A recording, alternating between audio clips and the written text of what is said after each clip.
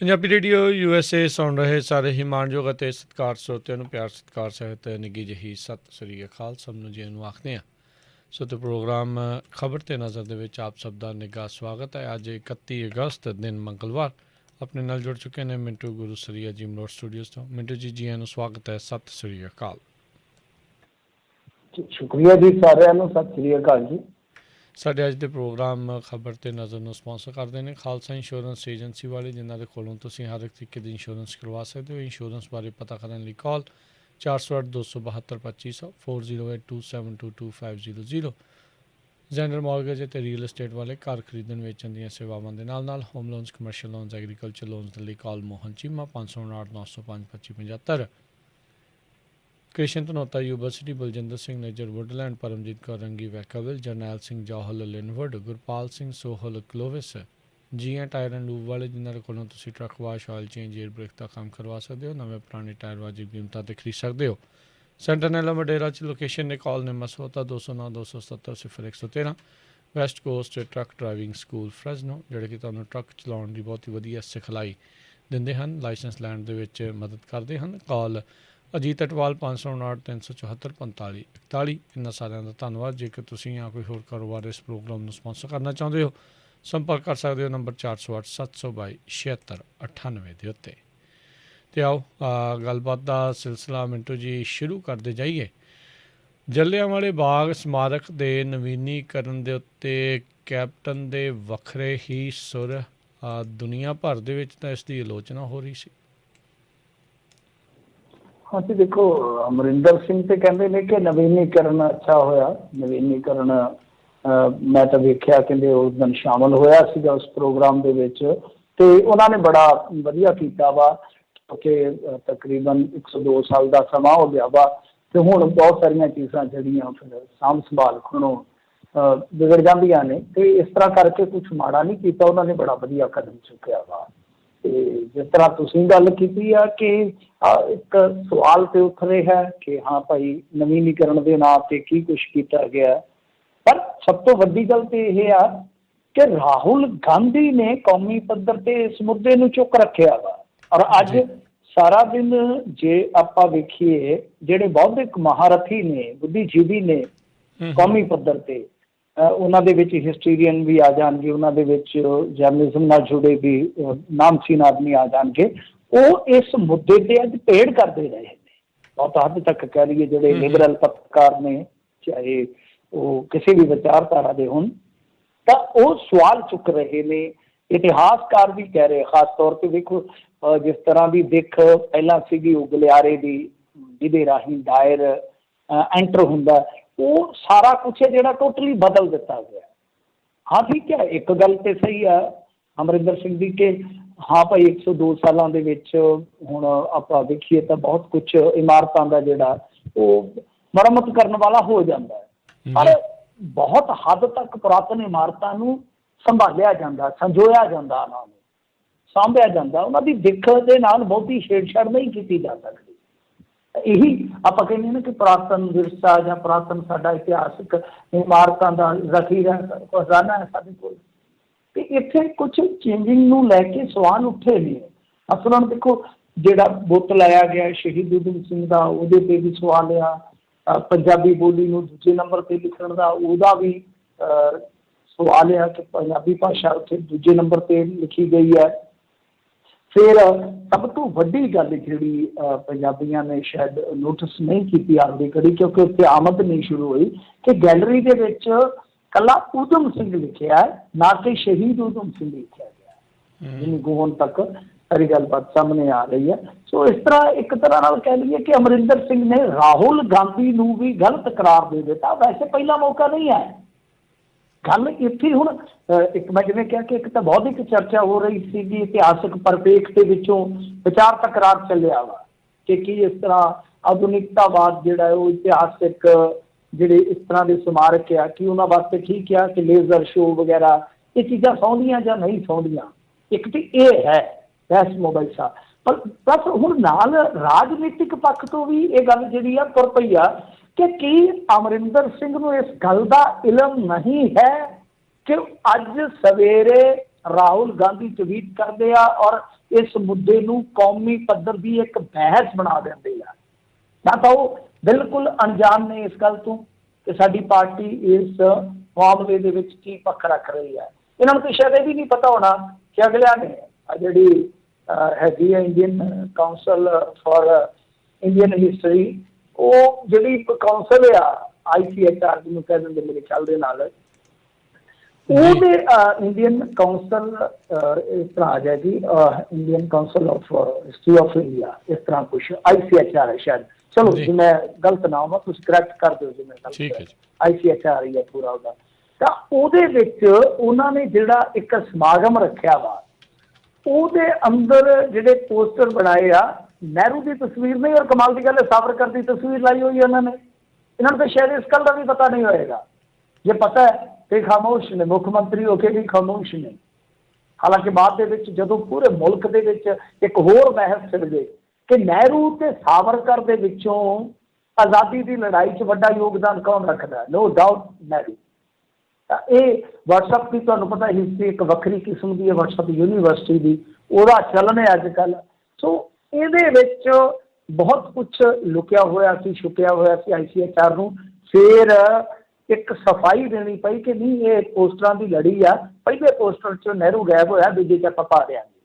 ਔਰ ਤੁਸੀਂ ਇਹ ਵੇਖੋ, ਪਹਿਲੇ ਪੋਸਟਰ ਦੇ ਵਿੱਚੋਂ ਨਹਿਰੂ ਦਾ ਗਾਇਬ ਹੋ ਜਾਣਾ, ਉਹਦੇ 'ਚ ਪਟੇਲ ਦਾ ਆ ਜਾਣਾ, ਸਾਵਰਕਰ ਦਾ ਆ ਜਾਣਾ, ਉਹਦੇ 'ਚ ਮਾਲਵੀਆ ਸਾਹਿਬ ਦਾ ਆ ਜਾਣਾ, ਉਹਦੇ 'ਚ ਰਜਿੰਦਰ ਪ੍ਰਸਾਦ ਜੀ ਦਾ ਆਉਣਾ, ਪਹਿਲੇ ਪ੍ਰੈਜ਼ੀਡੈਂਟ ਦਾ ਆਉਣਾ, ਇਹ ਬਹੁਤ ਕੁਛ ਸਾਫ਼ ਕਰ ਦਿੰਦਾ। ਤੇ ਜਾਂ ਤਾਂ ਇਹਨਾਂ ਨੂੰ ਪਤਾ ਹੀ ਨਹੀਂ ਇਹਨਾਂ ਚੀਜ਼ਾਂ ਦਾ, ਹੋ ਗਈ ਆ। ਤੇ ਜੇ ਫਿਰ ਪਤਾ ਤੇ ਫਿਰ ਇੱਕ ਤਰ੍ਹਾਂ ਨਾਲ ਕਹਿ ਲਓ ਕਿ ਰਾਹੁਲ ਗਾਂਧੀ ਨੂੰ ਵੀ ਇਹ ਮੂਰਖ ਕਹਿ ਰਿਹਾ ਕਿ ਤੁਸੀਂ ਤਾਂ ਮੂਰਖ ਹੋ। ਔਰ ਕਿਆ ਹੋਇਆ 2015 ਦੇ ਵਿੱਚ ਜਦੋਂ ਦਖਲਅੰਦਾਜ਼ੀ ਚੱਲ ਰਹੀ ਸੀਗੀ, ਇਹ ਖੁਦ ਮੰਨੇ ਕਿ ਮੈਂ ਪਾਰਟੀ ਛੱਡ ਕੇ ਜਾ ਰਿਹਾ ਸੀਗਾ, ਉਦੋਂ ਵੀ ਇਹਨੇ ਰਾਹੁਲ ਗਾਂਧੀ ਨੂੰ ਆਖਿਆ ਸੀਗਾ, ਇਸ ਟਾਈਮ ਦੇ ਜਿਹੜੇ ਸਾਡੇ ਹੁਣ CM ਨੇ, ਉਸ ਸਮੇਂ ਜਿਹੜੇ ex-CM ਸੀ ਅਮਰਿੰਦਰ ਸਿੰਘ, ਇਹਨਾਂ ਨੇ ਆਖਿਆ ਸੀਗਾ ਕਿ ਰਾਹੁਲ ਗਾਂਧੀ ਨੂੰ ਸਿੱਖਣ ਦੀ ਜ਼ਰੂਰਤ ਹੈ, ਸਿੱਖਣ ਦੀ ਜ਼ਰੂਰਤ ਹੈ। ਸੋ ਇਹਨਾਂ ਨੇ ਤੇ ਉਸ ਦਿਨ ਵੀ ਜਦੋਂ 2017 ਦੇ ਵਿੱਚ ਇਲੈਕਸ਼ਨ ਜਿੱਤੇ ਨੇ, ਰਾਹੁਲ ਗਾਂਧੀ ਨੂੰ ਝੂਠਿਆ ਪਾਇਆ ਸੀ। ਰਾਹੁਲ ਗਾਂਧੀ ਦਿੱਲੀ 'ਚ ਖਲੋ ਕੇ ਪਿੱਟਦਾ ਪਿਆ ਸੀ ਦੁਹੱਥੜ ਮਾਰ ਕੇ ਕਿ ਹੇਰਾਫੇਰੀ ਹੋ ਗਈ, ਸਾਡੇ ਨਾਲ ਧੱਕਾ ਹੋ ਗਿਆ, EVM ਜਿਹੜੀ ਆ ਉਹ ਛੇੜਛਾੜ ਦਾ ਸ਼ਿਕਾਰ ਹੋਈ ਹੈ। ਤੇ ਇਹਨਾਂ ਆਖਿਆ ਸੀਗਾ ਕਿ ਨਹੀਂ EVM ਤੇ ਬਿਲਕੁਲ ਠੀਕ ਹੈ, EVM ਤੇ ਦੁੱਧ ਧੋਤੀ ਆ।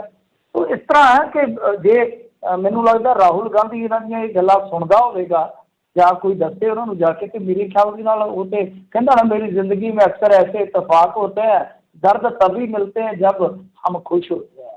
मतलब ਕਿ ਜਿਵੇਂ ਹੀ ਉਹ ਮੁੱਦਾ ਅੱਜ ਰਾਹੁਲ ਗਾਂਧੀ ਨੇ ਚੁੱਕਿਆ, ਉਹ ਬਹੁਤ ਇੱਕ ਤਰ੍ਹਾਂ ਨਾਲ ਕਹਿ ਲਈਏ ਕਿ ਜਿਹੜੇ ਬਹਿਸ ਹੋ ਗਿਆ।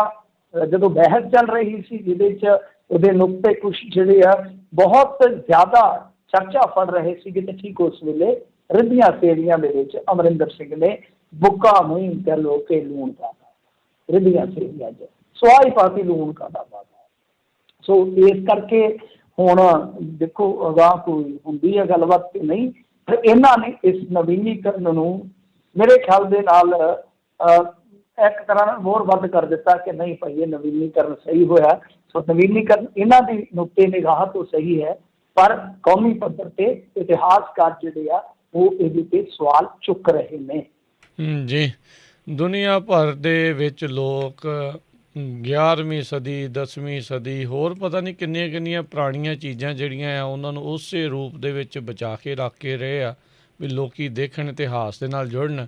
ਇੱਥੇ ਕੱਲ੍ਹ ਨੂੰ ਆਉਣਾ ਆ ਸੇਮ ਥਿੰਗ ਜਿਹੜੀ ਆਪਾਂ ਕਾਰ ਸੇਵਾ ਦੇ ਬਾਬਿਆਂ ਨੂੰ ਲੈ ਕੇ ਗੱਲ ਕਰਦੇ ਹਾਂ ਵੀ ਇਤਿਹਾਸਿਕ ਪੁਰਾਤਨ ਗੁਰਦੁਆਰਿਆਂ ਦੀ ਦਿੱਖ ਬਦਲ ਕੇ ਸਾਰੇ ਇੱਕੋ ਜਿਹੇ ਕਰਤੇ, ਉਹੀ ਚੀਜ਼ ਜਿਹੜੀ ਇਹਨਾਂ ਨੇ ਹੁਣ ਇੱਥੇ ਵੀ ਜਿਹੜੀ ਉਹ ਕਰ ਦਿੱਤੀ ਤੇ ਨਾਲ ਸਾਰਾ ਕੁਛ ਇਹ ਕਰਤਾ। ਦੇਖੋ ਉਹ ਤਾਂ ਹੁਣ ਆਪਾਂ ਕਹਿੰਦੇ ਕਿ ਚਲੋ ਠੀਕ ਆ, ਉਹ ਤਾਂ ਸਾਧ ਹੁਣ ਜੋ ਕਰੀ ਜਾਂਦੇ ਆ ਉਹਨਾਂ ਦਾ ਆਪਣਾ ਕੰਮ ਕਰ ਆ, ਪਰ ਇੱਥੇ ਤਾਂ ਸਰਕਾਰ ਦਾ ਮਸਲਾ ਹੋ ਰਿਹਾ ਨਾ ਕਿ ਸਰਕਾਰ ਦਾ ਤੇ ਫਰਜ਼ ਬਣਦਾ ਹੈ, ਵੈਸੇ ਤਾਂ ਉਹਨਾਂ ਦਾ ਵੀ ਫਰਜ਼ ਬਣਦਾ ਜਿਹੜੇ ਧਾਰਮਿਕ ਰਹਿਬਰ ਨੇ, ਪਰੰਤੂ ਗੱਲ ਇਹ ਆ ਕਿ ਹੁਣ ਤੁਸੀਂ ਸ਼ਹੀਦਾਂ ਦੇ ਨਾਂ 'ਤੇ ਵੇਖੋਗੇ ਕਿ ਇਹ ਰਾਜਨੀਤੀ ਕਰਦੇ ਆ। ਕੋਈ ਭਗਤ ਸਿੰਘ ਜੀ ਦੀ ਕਹਿ ਲਓ ਉੱਥੇ ਚਲੇ ਜਾਂਦਾ ਹੈ ਜਗ੍ਹਾ 'ਤੇ, ਕੋਈ ਊਧਮ ਸਿੰਘ ਜੀ ਦੇ ਨਾਮ 'ਤੇ ਇਸ ਤਰ੍ਹਾਂ ਰਾਜਨੀਤੀ ਕਰ ਲੈਂਦਾ ਹੈ। ਪਰ ਇਹਨਾਂ ਨੂੰ ਸਵਾਲ ਤੇ ਹੋਣਾ ਚਾਹੀਦਾ ਹੈ ਕਿ ਊਧਮ ਸਿੰਘ ਜੀ ਦਾ ਜਿਹੜਾ ਰਿਵਾਲਵਰ ਆ, ਉਹਦੀਆਂ ਕੁਛ ਗੋਲੀਆਂ ਨੇ, ਕੁਛ ਡਾਇਰੀ ਆ, ਕੁਛ ਹੋਰ ਸਮਾਨ ਆ, ਉਹ ਅੱਜ ਤੱਕ UK ਦੇ ਵਿੱਚ ਉਸ ਮਿਊਜ਼ੀਅਮ 'ਚ ਪਿਆ ਜਿੱਥੇ ਕਹਿ ਲਓ ਕਿ ਹਾਈ ਪ੍ਰੋਫਾਈਲ ਕ੍ਰਿਮੀਨਲਸ ਦੇ ਹੋਰ ਇਸ ਤਰ੍ਹਾਂ ਦੇ ਸਮਾਨ ਪਏ ਨੇ। ਤਾਂ ਅਸੀਂ ਉਹ ਨਹੀਂ ਲਿਆ ਸਕੇ ਅੱਜ ਤੱਕ, ਅੱਜ ਤੀਕ ਅਸੀਂ ਉਹ ਨਹੀਂ ਲਿਆ ਸਕੇ। ਬੁੱਤ ਲਾ ਲਓ, ਬੁੱਤਾਂ ਦਾ ਠੀਕ ਆ, ਉਹ ਤੁਹਾਡੀ ਖੁਸ਼ੀ ਆ, ਮੈਂ ਨਹੀਂ ਰੋਕਦਾ, ਪਰ ਬੁੱਤਾਂ ਦਾ ਕੀ, ਜਦ ਤੱਕ ਤੁਸੀਂ ਕਿਸੇ ਸ਼ਹੀਦ ਦੀ ਆਈਡੀਓਲੋਜੀ ਜਾਂ ਉਹਦੀਆਂ ਨਿਸ਼ਾਨੀਆਂ, ਉਹਦੀ ਜ਼ਿੰਦਗੀ ਦਾ ਸੰਘਰਸ਼, ਉਹ ਤੁਸੀਂ ਅਸਲ ਨਿਰੋਲ ਰੂਪ ਦੇ ਵਿੱਚ, ਸ਼ੁੱਧ ਰੂਪ ਦੇ ਵਿੱਚ ਅਗਲੀ ਪੀੜ੍ਹੀ ਨੂੰ ਨਹੀਂ ਨਾ ਦਿੰਦੇ, ਤਾਂ ਇਹ ਤੁਹਾਡੀ ਰਾਜਨੀਤੀ ਹੈ ਨਿਰੋਲ, ਔਰ ਅੱਧੀ ਅਧੂਰੀ ਆ। ਨਾ ਤਾਂ ਇਹਨਾਂ ਨੇ ਅੱਜ ਤੱਕ ਸ਼ਹੀਦ ਦਾ ਦਰਜਾ ਦਿੱਤਾ, ਇਹਨਾਂ ਨੂੰ ਆਰਟੀਆਈਆਂ ਪਾਈਆਂ ਹੋਈਆਂ ਲੋਕਾਂ ਨੇ, ਜਵਾਬ ਆਇਆ ਕਿ ਸ਼ਹੀਦ ਦਾ ਦਰਜਾ ਨਹੀਂ। ਪਲੱਸ ਅੱਜ ਤੀਕ ਤੁਸੀਂ ਇੱਕ ਚੀਜ਼ ਹੋਰ ਵੇਖੋ, ਕੇਂਦਰ ਸਰਕਾਰ ਨੇ ਉਹਨਾਂ ਦੀਆਂ ਨਿਸ਼ਾਨੀਆਂ ਨਹੀਂ ਲਿਆਂਦੀਆਂ ਜੀ। ਉੱਥੇ ਜਿਹੜੇ ਕ੍ਰਿਮੀਨਲਸ ਨੇ ਉਹਨਾਂ ਦੇ ਨਾਲ ਹੀ ਸਮਾਨ ਪਿਆ ਉਹਨਾਂ ਦਾ। ਪਲੱਸ ਤੁਸੀਂ ਇੱਥੇ ਨਾਲ ਹੀ ਕੇਂਦਰ ਸਰਕਾਰ ਦੇ, ਪੰਜਾਬ ਸਰਕਾਰ ਦਾ ਰੋਲ ਦੇਖੋ। ਗਿਆਨੀ ਜੈਲ ਸਿੰਘ ਨੇ ਅਸਥੀਆਂ ਲਿਆ ਕੇ ਸਾਰੇ ਪੰਜਾਬ 'ਚ ਘੁਮਾਈਆਂ, ਉਹ ਰਾਜਸੀ ਲਾਭ ਨਹੀਂ ਸੀ, ਸਭ ਨੂੰ ਪਤਾ। ਜਿਵੇਂ ਆਪਾਂ ਇੱਥੇ ਮੱਕੜ ਸਾਹਿਬ ਵੇਲੇ ਸ਼ਸਤਰ ਵੇਖੇ ਸੀਗੇ, ਤੇ ਗੁਰੂ ਸਾਹਿਬ ਦੇ ਨਾਮ ਤੇ ਸ਼ਸਤਰ ਘੁਮਾਏ ਗਏ ਸੀਗੇ, ਠੀਕ। ਉਸ ਵੇਲੇ ਜਦੋਂ ਇੱਕ ਕਹਿ ਲਓ ਕਿ ਰੋਸ ਦੀ ਲਹਿਰ ਸੀਗੀ, ਤਾਂ ਉਸ ਟਾਈਮ 7 ਕਲਸ਼ ਬਣਾਏ ਸੀ ਇਹਨਾਂ ਨੇ। 7 ਕਲਸ਼ ਚਲੋ ਅਲੱਗ-ਅਲੱਗ ਜਗ੍ਹਾ ਤੇ ਰੱਖ ਦਿੱਤੇ, ਜਿੰਨੇ ਕੁ ਮੈਨੂੰ ਯਾਦ ਆ ਕਿ ਇੱਕ ਕੀਰਤਪੁਰ ਸਾਹਿਬ ਸੀ, ਇੱਕ ਮੇਰੇ ਖਿਆਲ ਦੇ ਨਾਲ ਹਰਿਦੁਆਰ, ਇੱਕ ਰੋਜ਼ਾ ਸ਼ਰੀਫ ਫਤਿਹਗੜ੍ਹ ਸਾਹਿਬ, ਇੱਕ ਇੱਥੇ ਸੁਨਾਮ ਦੇ ਵਿੱਚ ਸੀ, ਸ਼ਾਇਦ ਸਮਾਰਕ ਬਾਗ ਹੈ ਜਿਹੜਾ, ਉਹਦੇ ਵਿੱਚ ਇੱਕ ਕਿਤੇ ਹੋਰ ਸੀ, ਤੇ 2 ਕਲਸ਼ ਇਹਨਾਂ ਨੇ ਉੱਥੇ ਰਖਾਏ ਸੀ ਕਾਲਜ ਦੀ ਲਾਇਬ੍ਰੇਰੀ 'ਚ, ਕਿ ਇੱਥੇ ਆਪਾਂ ਮਿਊਜ਼ੀਅਮ ਬਣਾਵਾਂਗੇ, ਉਹਦੇ 'ਚ ਰੱਖਾਂਗੇ। ਅੱਜ ਤੱਕ ਮਿਊਜ਼ੀਅਮ ਨਹੀਂ ਪੂਰਾ ਹੋਇਆ। ਉਹ ਹਿਸਾਬ ਲਾ ਲਓ 37 ਸਾਲ ਹੋ ਗਏ, 37 ਸਾਲ। ਜੀ ਜੀ। ਤੇ ਵੈਸੇ ਮਿੰਟੂ ਜੀ, ਜਿੱਦਾਂ ਜਿੱਦਾਂ ਅਮਰਿੰਦਰ ਇਹ ਬੋਲਦਾ ਰਹਿੰਦਾ ਆ, ਅੱਜ ਤੱਕ ਇਹਨੇ ਕਦੀ ਮੋਦੀ ਦੀ, ਮੈਨੂੰ ਨਹੀਂ ਲੱਗਦਾ, ਆਲੋਚਨਾ ਜਿਹੜੀ ਆ ਉਹ ਕੀਤੀ ਹੋਵੇ। ਤੇ ਹੁਣ ਵੀ ਜਿੱਦਾਂ ਤੁਸੀਂ ਸਾਰਾ ਦੱਸਿਆ ਹੀ ਆ ਵੀ ਖੁਦ ਜਿਹੜਾ ਰਾਹੁਲ ਗਾਂਧੀ ਦੇ ਖਿਲਾਫ ਤਾਂ ਇਹ ਬੋਲ ਲੈਂਦਾ ਹੈ, ਮੋਦੀ ਦੇ ਨਾਲ ਨਹੀਂ ਬੋਲਦਾ। ਆਪਾਂ ਬਾਰ-ਬਾਰ ਇਹੀ ਕਿਆਸ ਰਹੀਆਂ ਜਿਹੜੀਆਂ ਲਾਉਂਦੇ ਆ ਵੀ ਉੱਧਰ ਨੂੰ ਜਾਣ ਦੀਆਂ ਤਿਆਰੀਆਂ ਹੈਗੀਆਂ ਨਹੀਂ ਹੈਗੀਆਂ, ਆਪਾਂ ਉਸ ਪੱਖ ਤੋਂ ਵੀ ਦੇਖੀਏ। ਤੁਸੀਂ ਹਾਂਜੀ, ਕਰਨਵੀਰ ਸਿੰਘ ਜੀ, ਉਹ ਸਿਆਸੀ ਪੱਖ ਆ ਇਹਨਾਂ ਦਾ, ਉਹ ਕਹਿ ਲਓ ਕਿ ਆਪਣਾ ਨਿੱਜੀ ਫੈਸਲਾ ਹੋਏਗਾ। ਜੇ ਨਿਰਾਸ਼ ਹੋ ਕੇ ਜਾਂਦੇ ਆ ਤਾਂ ਇਹ ਮੰਨ ਚੁੱਕੇ, ਦੇਖੋ ਔਨ ਰਿਕਾਰਡ, ਕਿ ਮੈਂ ਉਦੋਂ ਪਾਰਟੀ ਛੱਡ ਦੇਣੀ ਸੀ ਜੇ ਮੈਨੂੰ ਮਤਲਬ ਪ੍ਰਧਾਨਗੀ ਨਾ ਮਿਲਦੀ। ਹੋ ਸਕਦਾ ਕੱਲ੍ਹ ਨੂੰ ਵੀ ਓਨ ਕਰਨ, ਜੇ ਨਾ ਇਹਨਾਂ ਦੀ ਆਕਾਂਖਿਆ ਪੂਰੀ ਹੋਈ ਚਲੇ ਜਾਣ। ਪਰੰਤੂ ਜਿਸ ਆਈਡੀਓਲੋਜੀ ਦੇ ਖਿਲਾਫ ਇੱਕ ਆਈਡੀਓਲੋਜੀ ਲੜਦੀ ਹੋਵੇ, ਤੁਸੀਂ ਉਸ ਆਈਡੀਓਲੋਜੀ ਨੂੰ ਛੱਡ ਕੇ, ਜਿਹਨੇ ਤੁਹਾਨੂੰ ਸਾਰਾ ਕੁਛ ਦਿੱਤਾ ਹੈ, ਅਕਾਲੀਆਂ ਨੇ ਤੁਹਾਨੂੰ ਦੁਰਕਾਰ ਦਿੱਤਾ, ਅਕਾਲੀਆਂ 'ਚੋਂ ਰਹਿ ਕੇ ਆਏ ਅਮਰਿੰਦਰ ਸਿੰਘ, ਜਲੀਲ ਕਰਕੇ ਕੱਢਿਆ ਉਹਨਾਂ ਨੇ, ਜਲੀਲ ਕਰਕੇ। ਪਟਿਆਲੇ ਤੋਂ ਇਹਨਾਂ ਨੂੰ ਟਿਕਟ ਨਹੀਂ ਸੀ ਦਿੱਤੀ, ਤੁਹਾਡੇ ਨੇ ਟਿਕਟ ਨਹੀਂ ਸੀ ਦੇਣ ਦਿੱਤੀ, ਤੁਹਾਨੂੰ ਯਾਦ ਹੋਏਗਾ। ਤਾਂ ਜਲੀਲ ਕਰਕੇ ਨਿਕਲੇ ਤੁਸੀਂ, ਤੁਹਾਨੂੰ ਇਸੇ ਆਈਡੀਓਲੋਜੀ ਨੇ ਰਾਜ ਭਾਗ ਦਿੱਤਾ ਵਾ। ਰੌਲਾ ਇਸ ਗੱਲ ਦਾ ਹੈ ਕਿ ਉੱਥੋਂ ਤੁਸੀਂ ਸਾਰੀ ਖੱਟੀ ਖੱਟ ਕੇ ਦੂਸਰੀ ਜਿਹੜੀ ਵਿਪਰੀਤ ਦਿਸ਼ਾ ਦੇ ਵਿੱਚ ਚੱਲਦੀ ਆਈਡੀਓਲੋਜੀ ਆ, ਵੈਸੇ ਤੇ ਕਾਂਗਰਸ ਦੀ ਆਈਡੀਓਲੋਜੀ ਵੀ ਸ਼ੁੱਧ ਨਹੀਂ ਰਹਿ ਗਈ, ਆਪਾਂ ਨੂੰ ਪਤਾ ਵਾ, ਪਰ ਤੁਸੀਂ ਉਸ ਆਈਡੀਓਲੋਜੀ ਨੂੰ ਸਿੱਧੇ ਅਸਿੱਧੇ ਢੰਗ ਦੇ ਨਾਲ ਸਪੋਰਟ ਕਰ ਰਹੇ ਹੋ। ਮਸਲਾ ਸਿਧਾਂਤਕ ਤੌਰ ਤੇ ਪਹੁੰਚਦਾ ਹੈ। ਜੀ ਜੀ। ਆ ਜਾਓ ਇਹਨਾਂ ਦੀ ਹੋਈ ਇੱਕ ਹੋਰ ਗੱਲ ਕਰ ਲਈਏ। ਸਿੱਧੂ ਨੇ ਡਰੱਗ ਦੇ ਮੁੱਦੇ ਤੇ ਘੇਰ ਲਈ ਆਪਣੀ ਸਰਕਾਰ। ਹਾਂਜੀ, ਦੇਖੋ ਨਵਜੋਤ ਸਿੰਘ ਸਿੱਧੂ ਨੇ ਫਿਰ ਅੱਜ ਜਿਵੇਂ ਕਹਿ ਲਓ ਕਿ ਮੌਕੇ ਤੇ ਚੌਕੇ ਲਾਏ ਆ। ਅੱਜ ਹਰੀਸ਼ ਰਾਵਤ ਆਏ ਸੀ, ਕਿ ਹਰੀਸ਼ ਰਾਵਤ ਦੇ ਠੀਕ ਚੰਡੀਗੜ੍ਹ ਦੇ ਵਿੱਚ ਪੈਰ ਧਰਨ ਤੋਂ ਪਹਿਲਾਂ ਫਿਰ ਉਹਨਾਂ ਨੇ ਫੈਰ ਕਰ ਦਿੱਤਾ, ਮਤਲਬ ਕਿ ਵੱਡਾ ਲੰਮਾ ਸਾਰਾ ਪੋਸਟ ਪਾ ਦਿੱਤਾ ਫੇਸਬੁੱਕ ਤੇ, ਆਪਣਾ ਪ੍ਰੈਸ ਨੋਟ। ਉਹਦੇ ਵਿੱਚ ਗੱਲ ਇਹ ਆ ਕਿ ਫਿਰ ਇੱਕ ਵਾਰੀ ਉਹ ਜਿਸ ਤਰੀਕੇ ਦੇ ਨਾਲ ਅਕਸਰ ਇਸ ਮੁੱਦੇ ਨੂੰ ਛੇੜਦੇ ਆ, ਡਰੱਗ ਵਾਲੇ ਨੂੰ, ਉਹਨਾਂ ਨੇ ਫਿਰ ਜ਼ਿਕਰ ਕਰ ਦਿੱਤਾ। ਜ਼ਿਕਰ ਕਾਹਦਾ? ਮਜੀਠੀਏ ਦਾ, ਸੁਖਬੀਰ ਸਿੰਘ ਬਾਦਲ ਦਾ, ਕਿ ਜੀ ਹਾਈ ਕੋਰਟ ਦੀ ਜਿਹੜੀ ਅਦਾਲਤ ਦੀ ਡਿਵੀਜ਼ਨ ਬੈਂਚ ਆ, 2 ਸਤੰਬਰ ਨੂੰ ਉਹ ਫੈਸਲਾ ਦੇ ਸਕਦੀ ਆ, ਦੋਸ਼ੀਆਂ ਦੇ ਖਿਲਾਫ ਸਖਤ ਕਾਰਵਾਈ ਹੋਏਗੀ। ਤੇ ਨਾਲ ਕਹਿ ਦਿੱਤਾ ਕਿ ਦੇਖੋ ਜੀ, ਇਹ ਸਾਬਕਾ ਮੰਤਰੀ ਮਜੀਠੀਆ ਦੁਆਰਾ ਦਿੱਤੀਆਂ ਵਿਸ਼ੇਸ਼ ਗੱਡੀਆਂ ਰਾਹੀਂ ਸਰਕਾਰੀ ਸੁਰੱਖਿਆ ਦੇ ਇੰਤਜ਼ਾਮ ਵਿੱਚ ਨਸ਼ੀਲੇ ਪਦਾਰਥਾਂ ਦੀ ਤਸਕਰੀ ਕੀਤੀ ਗਈ, ਤੇ ਕੁਝ ਬਾਹਰਲੇ ਮੁਲਕਾਂ 'ਚ ਵੀ ਨਸ਼ਾ ਭੇਜਿਆ ਤੇ ਹਵਾਲਗੀ ਗਈ, ਕੁਝ ਨਹੀਂ ਕੀਤਾ। ਮਤਲਬ ਕਿ ਇਹ ਕਹਿ ਰਹੇ ਆ, ਪ੍ਰੈਸ ਰਿਲੀਜ਼ ਦੀ ਭਾਸ਼ਾ ਕੁਝ ਇਹਨਾਂ ਦੇ ਮਹਾਰਥੀ ਵੱਡੇ ਹੁੰਦੇ ਆ ਨਾ, ਉਹਨਾਂ ਨੂੰ ਪੰਜਾਬੀ ਵੀ ਠੀਕ ਢੰਗ ਨਾਲ ਨਹੀਂ ਲਿਖਣੀ ਆਉਂਦੀ। ਉਹ ਕੀ ਕਹਿ ਰਹੇ ਆ ਕਿ 13 ਨਸ਼ਾ ਤਸਕਰ ਹੈ ਜਿਨ੍ਹਾਂ ਨੇ ਸਾਬਕਾ ਮੰਤਰੀ ਦੀਆਂ ਵਿਸ਼ੇਸ਼ ਗੱਡੀਆਂ ਰਾਹੀਂ ਸਰਕਾਰ, ਇਹ ਦੇਖੋ ਮੈਂ ਨਹੀਂ ਕਹਿ ਰਿਹਾ ਜਾਂ ਪੰਜਾਬੀ ਰੇਡੀਓ USA ਨਹੀਂ ਕਹਿ ਰਿਹਾ, ਇਹ ਇਹਨਾਂ ਦਾ ਅਧਿਕਾਰਤ ਪ੍ਰੈਸ ਰਿਲੀਜ਼ ਆ, ਇਹ ਗੱਲ ਸਾਫ਼ ਕਰ ਦਈਏ ਤਾਂ ਮਤਲਬ ਕਿ ਉਹ ਕਹਿ ਰਹੇ ਕਿ 13 ਨਸ਼ਾ ਤਸਕਰ ਜਿਨ੍ਹਾਂ ਨੇ ਸਾਬਕਾ ਮੰਤਰੀ ਮਜੀਠੀਏ ਦੁਆਰਾ ਦਿੱਤੀਆਂ ਵਿਸ਼ੇਸ਼ ਗੱਡੀਆਂ ਰਾਹੀਂ ਪੰਜਾਬ ਵਿੱਚ ਨਸ਼ੀਲੇ ਪਦਾਰਥਾਂ ਦੀ ਤਸਕਰੀ ਕੀਤੀ ਤੇ ਕੁਝ ਬਾਹਰਲੇ ਮੁਲਕਾਂ 'ਚ ਵੀ ਨਸ਼ਾ ਭੇਜਿਆ, ਉਹਨਾਂ ਦੀ ਹਵਾਲਗੀ, ਮਤਲਬ ਕਿ ਉਹਨਾਂ ਨੂੰ ਇੱਧਰ ਲਿਆਉਣ ਲਈ ਕੱਖ ਨਹੀਂ ਕੀਤਾ ਗਿਆ। ਤੇ ਇੱਕ ਆਮ ਨਾਗਰਿਕ ਵੀ ਇਹ ਗੱਲ ਸਮਝਦਾ ਆ ਕਿ ਪਿਛਲੇ 5 ਸਾਲਾਂ ਦੌਰਾਨ ਨਸ਼ਾ ਤਸਕਰਾਂ ਨੂੰ ਕਿਉਂ ਨਹੀਂ ਛੁਇਆ ਗਿਆ। ਇੱਥੇ ਆ ਗਿਆ ਸਾਰਾ ਕੁਛ ਕਿ ਕਿਉਂ ਨਹੀਂ ਛੁਇਆ ਗਿਆ, ਮਤਲਬ ਕਿ ਤੁਸੀਂ ਰਲੇ ਨਹੀਂ। ਕਹਿਣਾ ਕੀ ਚਾਹੁੰਦੇ ਆ, ਉਹ ਕਹਿ ਨਹੀਂ ਰਹੇ, ਕਹਿ ਪਾ ਨਹੀਂ ਰਹੇ।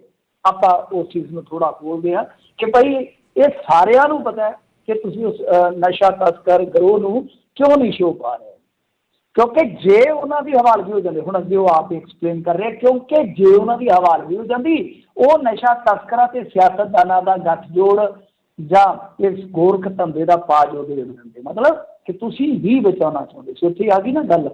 ਤੇ ਇਸ ਤੋਂ ਇਲਾਵਾ ਨਾਲ ਉਹ ਫੇਰ ਸਾਫ਼ ਕਰਦੇ ਕਿ ਮਜੀਠੀਏ ਵੱਲੋਂ ਮੁਹੱਈਆ ਕਰਵਾਈਆਂ ਸੁਰੱਖਿਆ ਪ੍ਰਾਪਤ ਵਿਸ਼ੇਸ਼ ਗੱਡੀਆਂ ਵਿੱਚ ਘੁੰਮੇ ਨਹੀਂ, ਮਤਲਬ ਕਿ ਜਿਹੜੇ ਬਾਹਰਲੇ ਫੋਰਨ ਦੇ ਜਿਹੜੇ ਵਸਨੀਕ ਆ ਕੁਛ, ਜਿਨ੍ਹਾਂ ਨੂੰ ਕਥਿਤ ਤਸਕਰ ਕਿਹਾ ਜਾ ਰਿਹਾ, ਸਗੋਂ ਉਹਦੇ ਨਾਲ ਵੀ ਰਹਿੰਦੇ ਰਹੇ।